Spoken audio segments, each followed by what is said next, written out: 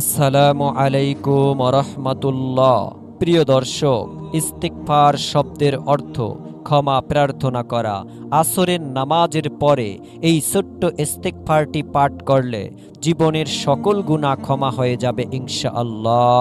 রাসূল করিম সাল্লাল্লাহু আলাইহি ওয়াসাল্লামের কোনো গুনাহ নেই।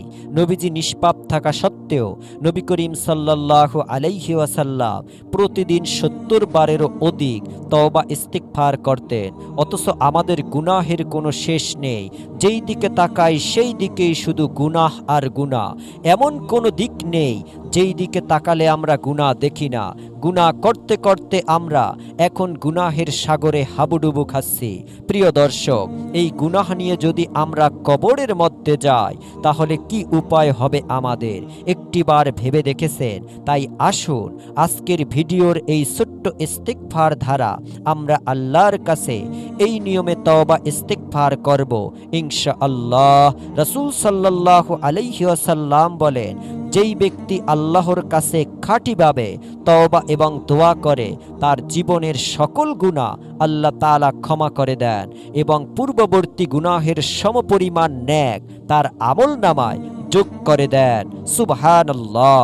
তাই আমি বিশ্বাস করি, যেই ব্যক্তি চায় তার গুনাহ সমূহকে ক্ষমা করাতে, যেই ব্যক্তি আল্লাহ রব্বুল আলামিনকে ভালোবাসে, যেই ব্যক্তি কবরের জিন্দেগিকে ভয় করে, নবীজি সাল্লাল্লাহু আলাইহি ওয়াসাল্লামকে ভালোবাসে, আজকের ভিডিওটি এড়িয়ে যাবেন না। অবশ্যই সম্পূর্ণ ভিডিওটি মনোযোগ সহকারে শুনবেন এবং এইখান থেকে আমলটি শিখে পরবর্তীও আসরের নামাজের পরে এই আমলটি করবে।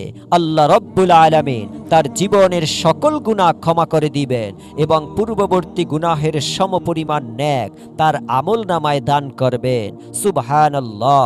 প্রিয় দর্শক, আসরের সময় আমলটি করার কথা বলছি কেন? এটা আপনাদের মনে কি প্রশ্ন জাগে? তাহলে জেনে নিন, আসরের নামাজের পরে আল্লাহ রব্বুল আলামিন দোয়া কবুল করেন। আসরের সময় আল্লাহ তাআলা দোয়া কবুল করেন। প্রিয় দর্শক, কয়েকটি সময় আল্লাহ তাআলা দোয়া কবুল করে থাকেন। তার মধ্যে অন্যতম সময় হচ্ছে এই আসরের সময়।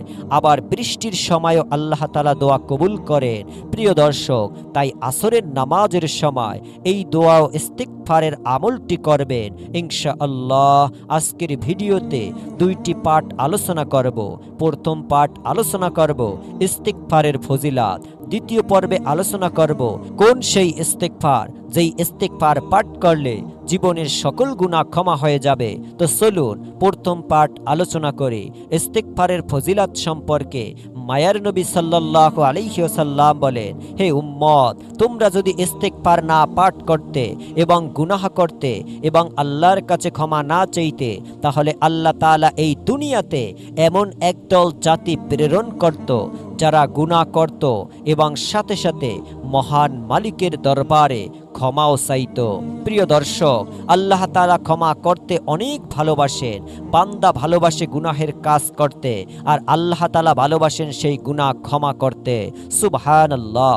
হযরত আলী রাদিয়াল্লাহু তাআলা আনহুর নিকট এক ব্যক্তি প্রশ্ন করলেন ওই ব্যক্তি সম্পর্কে যেই ব্যক্তি গুনাহ করে আবার তওবা করে, আবার গুনাহ করে আবার তওবা করে। এই রকম আমরাও কিন্তু করি, গুনাহ করে আবার তওবা করি। তখন সেই ব্যক্তি জিজ্ঞাসা করল, হে আলী, ওই ব্যক্তির কি হবে? তখন আলী রাদিয়াল্লাহু তাআলা আনহু বললেন, সেই ব্যক্তির উচিত সারাক্ষণ শুধু তওবা করতে থাকা, কারণ এক সময়ের তওবা যদি আল্লাহ তাআলা কবুল করে নেয় অবশ্যই তার জীবনের সকল গুনাহ ক্ষমা হয়ে যাবে। বেশি বেশি তওবা করলে শয়তান পলায়ন করে থাকে। আল্লাহু আকবার।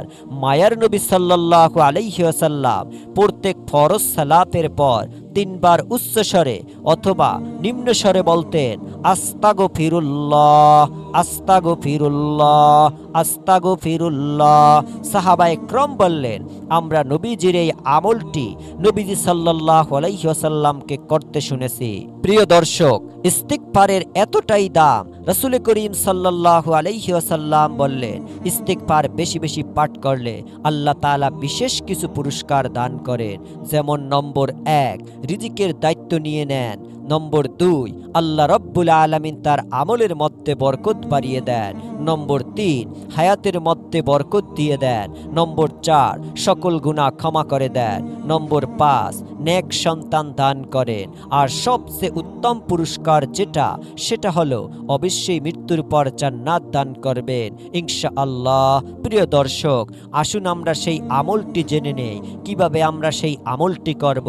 দেখুন, হযরত আদম আলাইহিস সালাম সব সময় আল্লাহর দরবারে আকাঙ্ক্ষা নিয়ে থাকতেন যে হায়রে যদি মহানবী সাল্লাল্লাহু আলাইহি ওয়াসাল্লামের উম্মত হতে পারতাম তাহলে জীবনটা কতই না ধন্য হতো। অথচ আমাদের তো আল্লাহর কাছে ক্ষমা চাইতে হলে একটি নির্দিষ্ট জায়গায় গিয়ে ক্ষমা চাইতে হয়। অথচ মুহাম্মদুর রাসূলুল্লাহ সাল্লাল্লাহু আলাইহি ওয়াসাল্লামের উম্মতেরা এমন হবে যে তাদের কোনো নির্দিষ্ট জায়গায় যাওয়া লাগবে না। তারা যেখানে বসে আল্লাহকে বলবে, যদিও পানির নিচে থাকে সেখানেও যদি বলে হে আল্লাহ তুমি আমাকে ক্ষমা করে দাও, আল্লাহ রব্বুল আলামিন তাকে সাথে সাথে ক্ষমা করে দিবেন। আদম নবী এই আখিরি জামানার পয়গাম্বার উম্মতের জন্য আফসোস করেছেন, হযরত ঈসা আলাইহিস সালাম আফসোস করে দোয়া করেছেন, আর আল্লাহ তাআলা সেই দোয়া কবুল করেছেন, যার কারণে কিয়ামতের পূর্বে আমাদের নবী সাল্লাল্লাহু আলাইহি ওয়াসাল্লামের উম্মত হয়ে ঈসা আলাইহিস সালাম এই পৃথিবীতে আসবেন। একজন নবী হওয়ার সত্ত্বেও প্রিয় দর্শক, সেই নবীর উম্মত হয়েও যদি আমরা আমাদের গুনাহ ক্ষমা না করতে পারি তাহলে আমাদের চেয়ে দুর্ভাগ্যবান আর কেউই নেই। তাহলে চলুন আমরা সেই আমলের কথা জেনে নেই। আমলটি করার নিয়ম হলো, যখন আসরের নামাজের আজান দিবে তখন সুন্দরভাবে আসরের আজানের জবাব দিয়ে তারপর সুন্দরভাবে 8 রাকাত আসরের নামাজ জামাতের সাথে আদায় করে তারপরে এক ধ্যানে বসবেন।